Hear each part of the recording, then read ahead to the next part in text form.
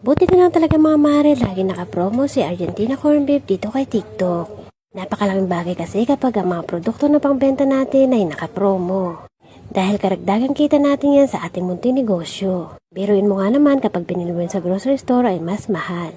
Kapag mura mo nga naman nabili yung ating mga produkto na pangbenta, mas malaki yung ating kikitain. Kaya mas mabilis ang paglago ng ating munting negosyo. Kaya naman dinagdagan ko na nga itong checkout code dito kay TikTok ng Argentina Corn Beef dahil fast moving din ito sa akin tindahan. Ayan mga mare, 12 pieces yan sa bawat checkout. Meron siyang free na blue bay tuna. O diba, dagdag kita natin ito. Nakamura na tayo sa ating Argentina corn beef, 150 grams. Meron pa tayong dagdag kita na blue bay tuna. First time ko magtinda nito, kaya hindi ko alam at wala akong idea kung magkano ito sa grocery store. So, kayo ba mga kasari, may tinda na ba kayong ganito? Magkano man ang puhunan at bentahan ninyo? Hindi ito lagi naka-promo kay TikTok. Aabangan mo lang talaga kung kailan sila magpo-promo.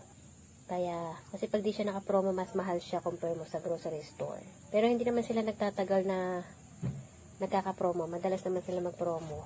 Maghihintay ka lang talaga ng mga ilang araw bago sila magka-promo ulit. Ayan, o diba? Malaki yung kita natin dyan dahil nga nakamura tayo kay Argentina. Kasi nagtataas ang lahat ng bilihin, lalo na itong mga dilata mga mare. 2 pesos ang tinaas sa mga grocery store kung napapansin nyo, diba? Halos 2 pesos ang tinaas bawat isa ng mga dilata. Kaya malaking bagay kapag nakakabili tayo dito, lalo kay TikTok ng mga papromo nila. Tapos meron pa tayo ang dagdag kita ng blue bay tuna nga, diba? Kaya ikaw mga mare, abangan mo na rin kung kailan magpo-promo si Argentina ulit dito kay TikTok sa aking yellow basket. Ang expiration pa nito ay sa April 2029, so matagal pa, diba? Basta abangan mo na lang sa aking yellow basket mga mare.